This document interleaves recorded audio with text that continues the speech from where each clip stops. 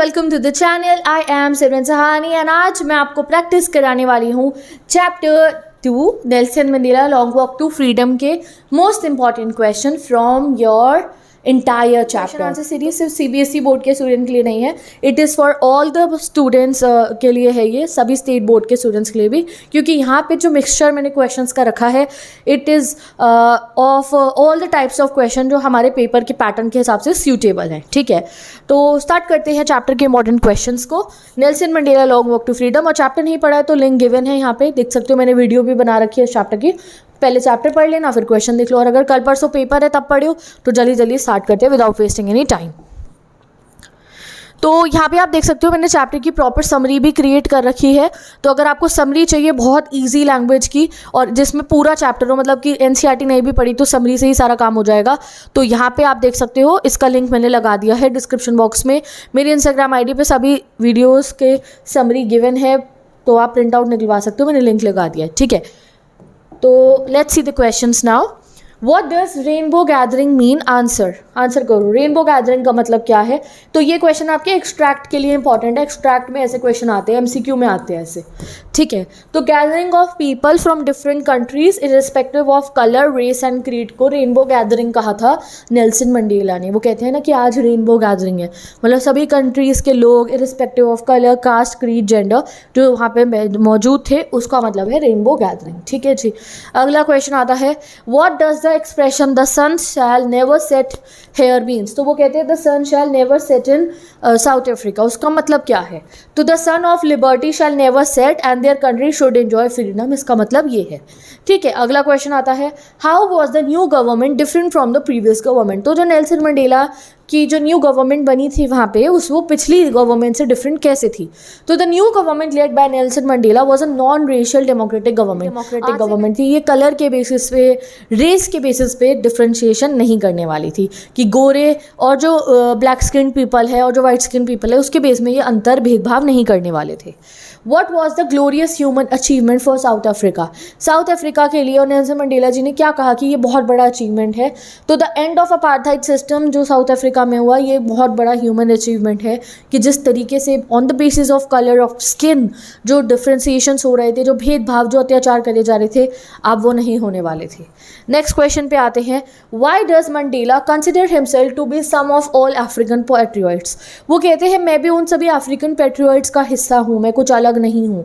तो वो क्यों कहते हैं ऐसा? तो Mandela acknowledge the struggle and sacrifice of thousands of black patriots against apartheid. तो वो ये नहीं है कि सारा क्रेडिट खुद ले जाए कि भाई सब मैंने ही करा है, नेशनल फ्रीडम स्ट्रगल का तो सबसे बड़े इंसान मैं ही हूँ, मेरी वजह से ही पूरी कंट्री फ्री हुई। नहीं, उन्होंने कहा मैं तो बस इनका एक हिस्सा हूँ, बहुत सारे और भी फ्रीडम फाइटर्स और नॉर्मल लोग, फैमिलीज़ के जेंट्स, लेडीज़ जिन्होंने इतनी हिम्मत दिखा के जो वो लड़ाई करी है, मैं उनका जैसा ही हूँ, मैं कुछ अलग नहीं हूँ। तो अब आते हैं हम इंपॉर्टेंट क्वेश्चंस के ऊपर, लॉन्ग वाले। तो where did the ceremonies take place, यानी कि जो सेरेमनी हुई थी नेल्सन मंडेला की ओथ टेकिंग, वो कहाँ हुई थी? तो the inauguration ceremony of the first democratic and non racial government of South Africa took place in the Union building. Union building में हुई थी, एम्फी थिएटर में, प्रिटोरिया में। The building was made of sandstone. तो ये line याद रखना, spelling भी याद कर रखना कि कहीं तुमने एम्फी थिएटर की स्पेलिंग गलत लिख दे, प्रिटोरिया की गलत लिख दी तो नंबर कट जाएंगे। ठीक है, चलो अगला क्वेश्चन देखते हैं हम। कैन यू से how 10th May is an autumn day in South Africa? मतलब होता है कि पुराने पत्ते झड़ जाना और नए पत्ते आने की जो है होप होती है कि हाँ अभी जो है फिर से स्प्रिंग आएगा, नए पत्ते आएंगे।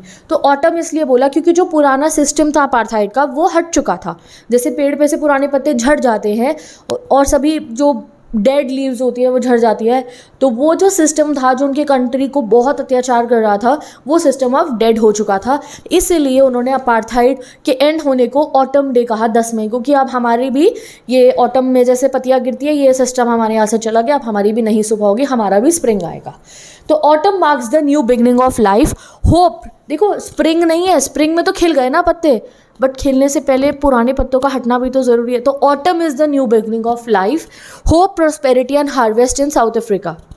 Likewise, 10th May for South Africa marks the new beginning of its first non-racial democratic government. तो इसी तरीके से 10 मई उनके लिए एक नई शुरुआत थी. That's why 10 May is an autumn day in South Africa. इसलिए 10 मई साउथ अफ्रीका में एक autumn day है. Also 10th May is an autumn day because South Africa is the southern hemisphere.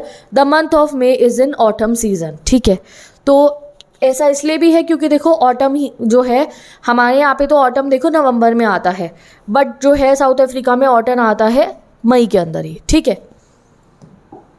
Nelson Mandela set out for the future of South Africa in his speech. वो South Africa के future के लिए क्या कहते हैं? तो ideal Mandela set out for the future of South Africa in his speech was to liberate the people of South Africa from continuing bondage of poverty. वो कहते हैं मैं चाहता हूँ फ्यूचर में हमारी कंट्री में पॉवर्टी हट जाए, deprivation, suffering, gender and other discrimination जो है ना वो सब हट जाए मेरी कंट्री से, मैं ये चाहता हूँ. नेक्स्ट क्वेश्चन पे आते हैं हम. What did Nelson Mandela pledge for when he sworn in as the president? तो नेल्सन मंडेला जब प्रेसिडेंट की शपथ ग्रहण करते हैं तो उन्होंने क्या प्लेज ली थी? तो Nelson Mandela pledge to uphold the constitution of his country and devote him to liberate his people from the bondage of poverty. वो कहते हैं जो ये बंधन है अब गरीबी में हटाऊंगा, डेप्रीविएशन, सफरिंग हटाऊंगा, जो जेंडर और बाकी डिस्क्रिमिनेशन होते हैं वो मैं हटाऊंगा. There would be freedom and justice for all. ये मैं करना चाहता हूँ अपनी कंट्री के लिए. ठीक है.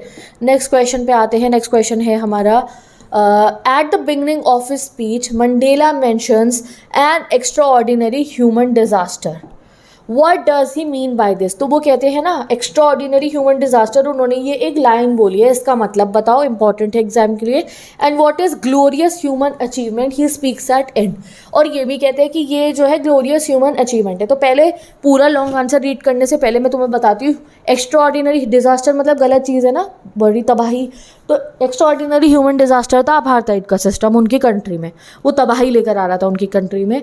And glorious human achievement, glorious मतलब बहुत चमकदार, अचीवमेंट मतलब बहुत बड़ी, एक बड़ी चीज़ जो आपने हासिल की हो. तो ग्लोरियस ह्यूमन अचीवमेंट है अपार्थाइड का एंड होना. तो एक्स्ट्राऑर्डिनरी ह्यूमन डिजास्टर था अपार्थाइड, रेशियल डिस्क्रिमिनेशन, और इसका एंड होना है ग्लोरियस अचीवमेंट. अब तुम्हें पता चल गया, अब इसे तुम्हें आंसर करना है. ठीक है, चलो. तो यहाँ पे मैं इसको जो है हाईलाइट करके आपको बता रही हूँ, तुम कॉपी में लिखो, और ये तो तुम्हें आसानी से लर्न भी हो जाएंगे, अपने आप ही बना के लिख लोगे तुम इनको. तो Mandela mentioned an extraordinary human disaster, वो क्या थी? The state practice of apartheid in South Africa. During this there was a racial segregation based on colour and the black suffered a lot. तो ये भी बता दिया हमने apartheid में क्या होता है. डिमांड ऑफ फ्रीडम और any right was not allowed for them. तो इसमें जो ब्लैक स्किन पीपल थे उनको कोई फ्रीडम, कोई राइट नहीं होते थे. He himself spend many year on the infamous Robben Island as a prisoner where he was brutally beaten. In fact Nelson Mandela खुद इतने समय तक प्रिजन में रहते, लगभग जेल भी मैंने यहाँ लिख दिया, तो मैं नहीं लर्न करना हो तो मत करना. It was consider a great glorious human achievement by him that a black person became the president of a country where the blacks were not even considered human beings and treated very badly. तो ये कहते हैं कि ये तो एक बहुत बड़ा अचीवमेंट है कि मैं उस कंट्री का प्रेसिडेंट आज बन रहा हूँ ब्लैक होने के बावजूद, जिस कंट्री में हम लोगों की जो है हम लोगों के साथ इतना डिस्क्रिमिनेशन होता था. Next, what did Nelson Mandela remember on the day of the inaugural ceremony. तो सेरेमनी के दिन उन्हें क्या याद आता है? He remember the history of the birth of apartheid, कि कैसे अपार्थाइड स्टार्ट हुआ था, इट्स इफेक्ट ऑन पीपल, कैसे लोगों पे इफेक्ट आया, and long fight for freedom. उन्हें याद आता है कितनी फ्रीडम के लिए उन्होंने फाइट करी है. He remembered the freedom fight of freedom fighters को याद करा एंड उनके सेक्रीफाइसेस को. He also remember what freedom meant to him at different stages of life. उन्हें ये भी याद आता है ना फ्रीडम का मतलब उनकी लाइफ में क्या क्या और कैसे कैसे बदला. ठीक है, अगला question, what does Nelson Mandela thank international leaders for. तो उन्होंने इंटरनेशनल लीडर को थैंक यू किस बात का करा था? तो Nelson Mandela was highly glad to welcome dignitaries and foreign leaders in the ceremony. तो हर कंट्री से सब बड़े बड़े लोग वहाँ गए थे. ही वॉज थैंकफुल और all of them for coming to witness the historical ceremony. तो वो थैंक यू करते कि इतने बड़े दिन में हमारे जश्न में तुम सभी लोग जो है आए हैं. It was a gesture of international recognition to a newly born free democratic nation. और सभी बड़े बड़े प्रेसिडेंट का, प्राइम मिनिस्टर्स गए, डेलीगेट्स गए जब साउथ अफ्रीका में, तो वो एक तरीके से साउथ अफ्रीका का एक डेमोक्रेटिक कंट्री की तरह हमारे वर्ल्ड में वेलकम था. And therefore considered as a common victory for justice, peace and human dignity.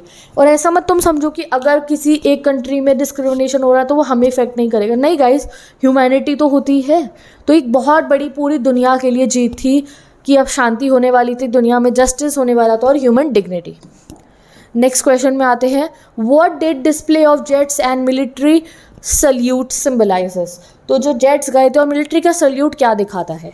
तो there was a spectacular show of South African jets and troop carriers over the Union building and the highest general of the military and police saluted President Mandela.